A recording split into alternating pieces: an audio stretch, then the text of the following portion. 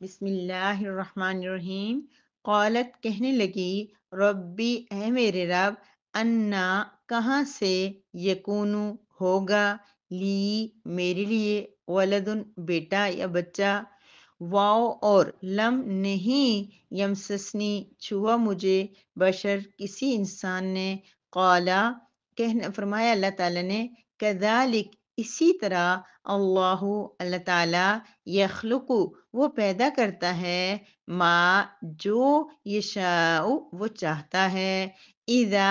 جب، قضا وہ فیصلہ کرتا ہے، امرن کسی معاملے کا، کام کا، فإنما پس بے شک، یقولو وہ اللہ کہتا ہے، لہو اس کام کے لیے، کن ہو جا، فیکون پس وہ کام ہو جاتا ہے۔ واو اور یعلمو وہ اللہ سکھائے گا، ہو اس عیسیٰ کو، الکتابہ کتاب، والحکمت اور حکمت، والتورات اور تورات، والانجیل اور انجیل۔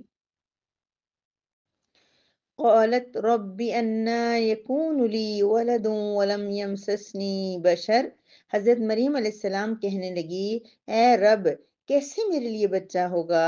حالانکہ مجھے تو کسی مرد نے چھوا ہی نہیں۔ قال کذالک اللہ یخلق ما یشاء، اللہ تعالیٰ فرمائیں گے اسی طرح اللہ تعالیٰ پیدا کرتا ہے جسے چاہتا ہے، اذا قضى امرا فانما يقول له كن فيكون، وہ اللہ جب کسی معاملے کا فیصلہ کرتا ہے تو وہ اس کے لیے کام کے لیے کہتا ہے کہ ہو جا، تو وہ کام ہو جاتا ہے۔ وَيُعَلِّمُهُ الْكِتَابَ وَالْحِكْمَةَ وَالتَّوْرَاةَ وَالْإِنْجِيلَ، اور وہ اللہ اس عیسیٰ علیہ السلام کو کتاب کا، حکمت کا، تورات اور انجیل کا علم سکھائے گا۔ نحمدہ ونصلی علی رسولہ الکریم، اما بعد، سورہ آل عمران کی آیت نمبر 47 ہے، جس میں اللہ رب العزت یہ مزید بتا رہے ہیں کہ حضرت مریم علیہ السلام کو جب یہ بات پتہ چلی، ان کو جب فرشتے نے یہ خوشخبری سنائی کہ اللہ رب العزت آپ کو ایک بیٹے سے نواز رہے ہیں اور وہ ان صفات کا حامل ہوگا،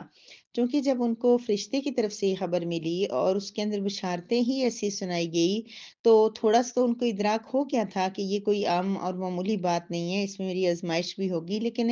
اور یہ بچہ پیدا ہوگا، لیکن ان نے تجسس سے یہ پوچھا کہ اللہ اس کی ترتیب کیا ہوگی، مطلب ابھی میری اسی کنڈیشن میں بچہ ہو جائے گا،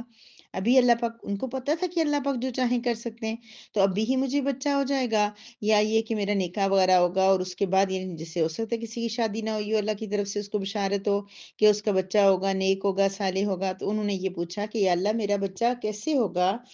ایک تو یہ، دوسرا یہ کہ ان کو جب یہ خیال آیا کہ ابھی میرا بچہ ہوگا تو وہ حیران ہوگی کہ ولم یمسسنی بشر، مجھے تو کسی بشر نے چھوا ہی نہیں۔ قالت وہ کہنے لگی، ربی اے میرے رب، پیار سے، محبت سے، اے میرے پروردگار، ہے میرے پالنے والے، انا یکون لی ولد میرے لیے بچہ کیسے ہو سکتا ہے، میں تو انٹچ ہوں، انٹچ، لم یمسسنی بشر مجھے کسی مرد نے چھوا ہی نہیں ہے۔ اب دیکھیں وہ یہ نہیں کہہ رہی کہ خدا نہ خواستہ ورڈ ہی نہیں یوز کر رہی جو ناپسندیدہ ورڈ ہے، زنا، وہ برا ورڈ وہ استعمال ہی نہیں کر رہی ہیں، اتنا ان کو وہ برا لگتا ہے، انہوں نے کہا اس نے مجھے چھوا ہی نہیں، اور واقعی کتنی پاک دامن ہوگی وہ عورت، کتنی، کس قدر حیا والی کہ وہ کہہ رہی مجھے کبھی زندگی بھر میں کسی غیر محرم نے نہیں چھوا۔ تو میری پیاری بہنوں، وہ تو حضرت مریم تھی، ٹھیک ہے ہم حضرت مریم جیسے نہیں بن سکتے، لیکن ہم نے اپنی لائف میں کوشش ضرور کرنی ہے، میری چھوٹی چھوٹی بچیاں، میری بیٹیاں یہاں پہ سن رہی ہیں، کہ کوئی مرد لم یمسسنی چھوئے بھی نہ۔ یہ جو سلام کرنے کا رواج ہمارے یہاں پایا جاتا ہے، ہاتھ ملانے کا، یہ سخت ترین ناپسندیدہ عمل ہے۔ کزن اور امی کے ماموں، امی کے چاچا، امی کے ماموں اور امی کے چاچا محرم ہوتے ہیں، امی کے ماموں کے بچے امی کے چاچا کے یعنی کہ امی کے کزن، ابو کے کزن، پڑوسی، کلاس فیلو، دوست جو بنائے جاتے ہیں، یہ سارے الفاظ کہ ان کے ساتھ ہاتھ ان کا چھونا، سلام کرنا جائز نہیں ہے میری پیاری بہنوں، سخت گناہ ہے۔ مس کرنا کسی مرد سے گناہ ہے، اور وہ عموماً کس حالت میں ہوتا ہے، سلام کی حالت میں۔ جب بھی بچی بالغ ہو جائے، تھوڑی سی بڑی ہو جائے، تو اس کو سمجھا دیا جائے کہ کبھی کسی غیر محرم کے ساتھ اپنے ہاتھ نہیں ملانا، اگرچہ وہ کزن اور آپ کے گھر میں رہ رہا ہو تو آپ نے اسے ہاتھ نہیں ملانا، اس سے مس ہوتا ہے۔ اور باقی تو اللہ تبارک و تعالیٰ حفاظت فرمائے، اللہ قرآن پڑھنے والوں کی تو بہت زیادہ حفاظت فرمائے کہ وہ کبھی اس طرح کی مس کے کسی قسم کی، کسی اعلیٰ درجے کو، کسی ادنا درجے کو، کسی بھی سلسلے میں وہ نہ پائیں۔ اور پھر غیر محرم سے باتیں کرنا کتنا بڑا گناہ ہوگا میری پیاری بہنوں اور بیٹیوں۔ وہ بھی کوئی ضروری بات نہیں ہے، کبھی کبھار کوئی ضروری بات پیش آ جائے بندہ بات کر سکتا ہے، لیکن ان سے گپ شپ کرنا، فرینکنس، پسند ناپسند، تمہیں یہ اچھا لگتا ہے، مجھے بھی یہی لگتا ہے، ہاں تو مجھے بہت اچھی لگتی ہوں، میں نے تمہارے ساتھ شادی کرنی ہے، میں نے تمہارے ساتھ زندگی گزارنی ہے، وعدے وعید۔ یاد رکھیے میری پیاری بہنوں، یقین مانیے میری بیٹیوں، یقین مانیے کہ جو لوگ یہ وعدے کرتے ہیں نا، وہ لوگ ہیں کل دوبارہ دوسری محفلوں میں بیٹھ کے بیٹیوں کا مذاق اڑا رہے ہوتے ہیں، کسی کی عزت اچھال رہے ہوتے ہیں، وہاں بیٹھ کے وہ کہہ رہے ہوتے ہیں کہ یہ جو فلان لڑکی ہے وہ اس کی میرے ساتھ بات چل رہی ہے، چکر چل رہا ہے، اور پھر مذاق بناتے ہیں، ہنستے ہیں کہ وہ مجھے ایسے کہہ رہی تھی، ایسے کہہ رہی تھی کہ یہ مجھے اچھا لگتا ہے، تم نہ آئے تو میں جان دے دوں گی اور یہ کروں گی۔ ان باتوں کا مذاق اڑاتے ہیں یہ لوگ۔ مت کسی پہ بھروسہ کیجیے گا، صرف اپنے والدین پہ بھروسہ کریں کہ آپ کے والدین آپ کے لیے بہتر کر سکتے ہیں۔ کبھی آپ کو لگتا ہے کہ والدین صحیح نہیں کر رہے تو آپ رائے دے سکتے ہیں، فلاں بندہ اچھا، آپ کو جو رشتے آئے میں یا آپ کو کوئی لگتا ہے کہ بہت ہی زیادہ اچھا ہے تو آپ کہیں کہ وہ فلاں اس کو رشتہ آ جائے اس کا گھر میں، اور ان کے گھر والوں کو بتا دیں ایک دفعہ ہمت کر کے، جہاں اگر آپ ان کی عزت کی دھجیاں بکھیرنے کے لیے اگر فون میں گھنٹہ گھنٹہ بات کر سکتی ہیں، اتنا بڑا گناہ کر سکتی ہیں، تو پھر کبھی ان کو میسج پہنچا دیں کسی بھی ذریعے سے کہ ہم وہاں شادی کرنا چاہ رہے ہیں، بجائے اس کے کہ آپ اللہ کو بھی ناراض کر دیں۔ اور ویسے بھی بیٹیوں کا حق ہوتا ہے یہ کہ اگر ان کو اس طرح کسی جگہ بہتر لگتا ہے، اپنی پوری زندگی کا ان کا مسئلہ ہے، تو ان کی وہیں سے شادی کر دی جائے۔ یہ ٹاپک نہیں ہے میری پیاری بہنوں، لیکن یہ ہے کہ ہمارا المیہ ہے مس کو اور چھونے کو، اور یہ چھوٹی چھوٹی زنا کی جو چھوٹے پوائنٹس ہیں، ان سب کو، ان سے بچنے کی طرف بالکل توجہ نہیں دی جاتی۔ تو وہ کتنی خوبصورت پاک دامن تھی مریم علیہ السلام کہ کہتی ہیں مجھے کبھی کسی بشر نے چھوا نہیں، مجھے کیسے بچہ پیدا ہوگا؟ تو ہم نے ان کی تقلید کی کوشش کرنی ہے، ان جیسا بننے کی کوشش کرنی ہے کہ ہم بھی اپنے آپ کو پاک دامن رکھ سکیں۔ قَالَ كَذَلِكَ اللَّهُ يَخْلُقُ مَا يَشَاءُ، اللہ پاک فرما رہے ہیں اللہ جو چاہتے ہیں پیدا کرتے ہیں۔ حضرت زکریا علیہ السلام کی بات آئی تھی نا، تو اللہ پاک نے فرمایا یفعل ما یشاء، اللہ جو چاہتا ہے وہ کرتا ہے۔ اب یہاں پر اللہ تعالیٰ نے یہاں یفعل نہیں کہا، کیونکہ یہ فالو ہوتا تو یہ عیسائی جو ابھی یہ بات کہہ رہے ہیں کہ اللہ کا عیسیٰ بیٹے ہیں، تو وہ اس وقت کچھ بھی کہہ سکتے تھے کہ اللہ نے لکھا ہوا کہ وہ کرتا ہے جو چاہتا ہے، تو لہٰذا اس نے کر لیا، اس نے بیٹا پیدا کر لیا۔ نہیں، یہاں پر لکھا یخلق، وہ پیدا کرتا ہے، تخلیق کرتا ہے، یعنی خود آگے بناتا ہے جیسے چاہتا ہے، یعنی تمام انسان جس طرح اس نے تخلیق کیے بنائے اس کی مخلوق ہے، اسی طرح یہ عیسیٰ بھی اللہ کی مخلوق ہے۔ کتنا بڑا پوائنٹ اللہ پاک نے اس کے اندر دے دیا۔ اذا قضى امرا فانما يقول له كن فيكون، اللہ پاک کی طرف سے مریم علیہ السلام کو کہا جا رہا ہے کہ اللہ جب چاہتا ہے کسی کام کے لیے، کہ اللہ جب کسی کام کرنا چاہتا ہے کہ یہ کام ہو، تو بس اس کے لیے اتنا کہتا ہے ہو جا، تو وہ کام ہو جاتا ہے۔ لیکن میری پیاری بہنوں، ہمیں کبھی کبھی یہ لگتا ہے کہ ہمارا جو کام ہے نا، جو ہم سوچ رہے ہیں، یہ جو کام ہمیں مشکل لگ رہی ہے، یہ بہت مشکل کام ہے، یہ ہو ہی نہیں سکتا، یہ کیسے ہوگا؟ تو میری پیاری بہنوں، اللہ پاک کے لیے کوئی چیز مشکل نہیں ہے، کوئی بات اللہ کے لیے مشکل نہیں ہے،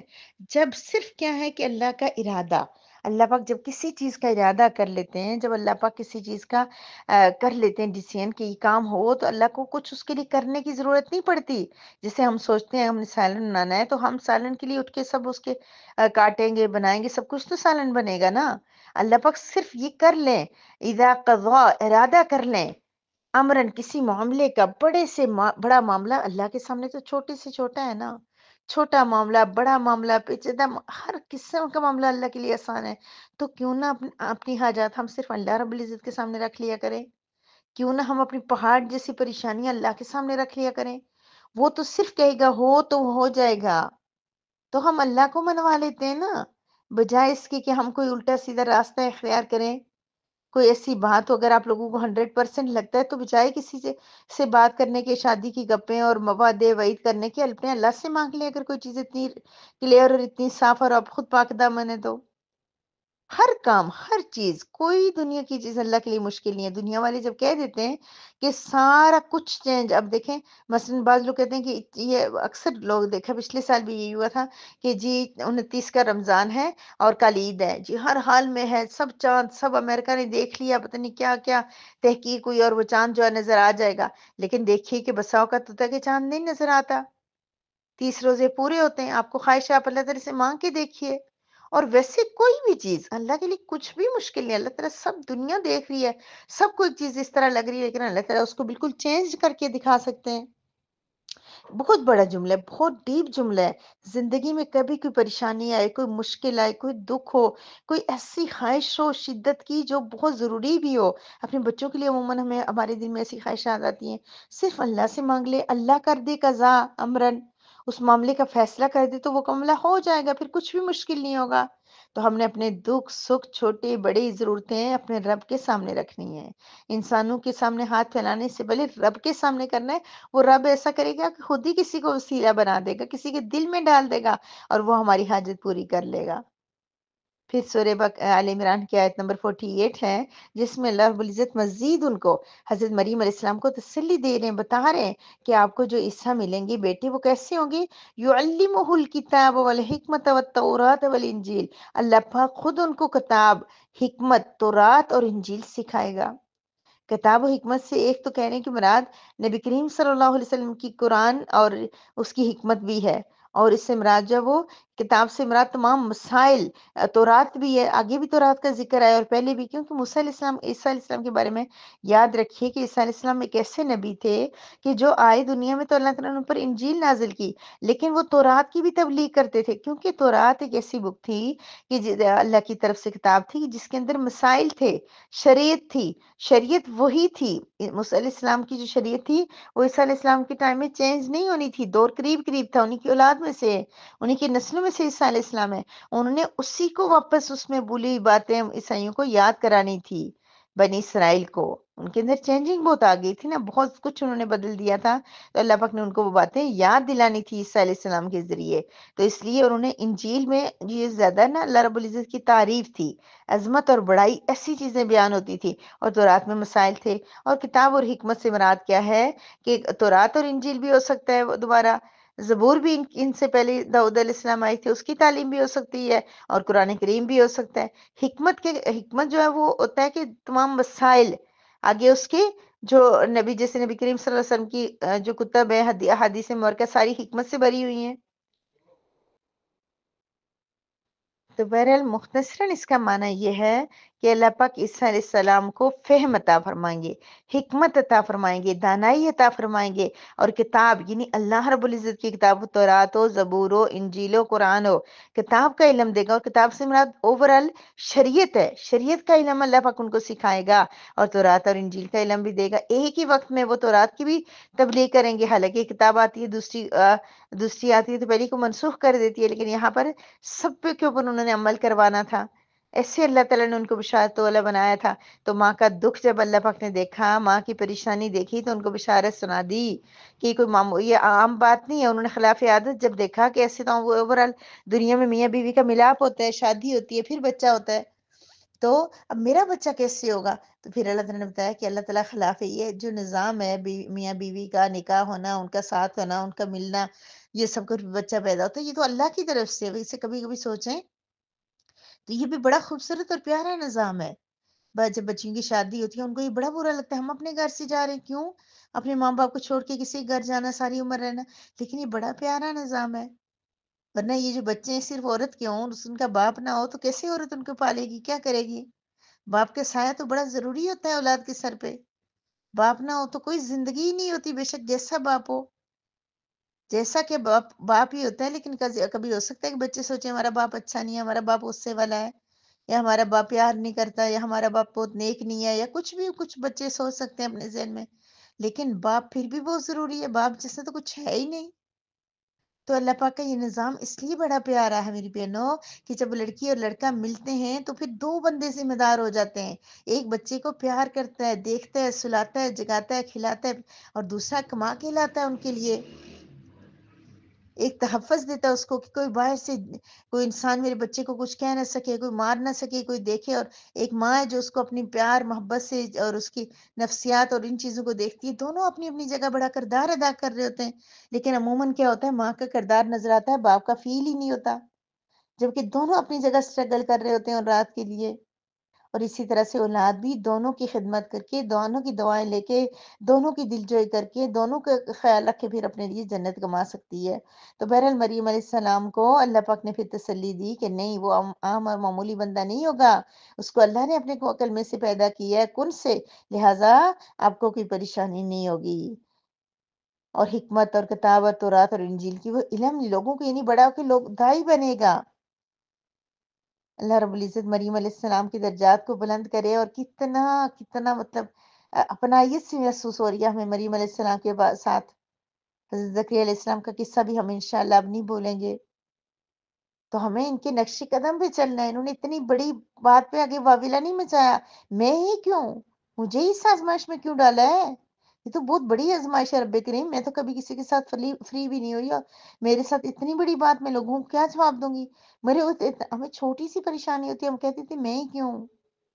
یا اور کسی کو کیوں نہیں ملی، مجھے یہ دکھ اور دو پریشانی اور بیماری کیوں ملی۔ تو انہوں نے ایسا کچھ نہیں کیا، ایک سوال کیا کہ رب کیسے ہوگا، رب نے کہا ایسے ہوگا، تو پھر آگے وہ سارا ہم انشاءاللہ ڈیٹیل میں ضرور پڑھیں گے، اللہ پاک ہم سے پڑھوائے۔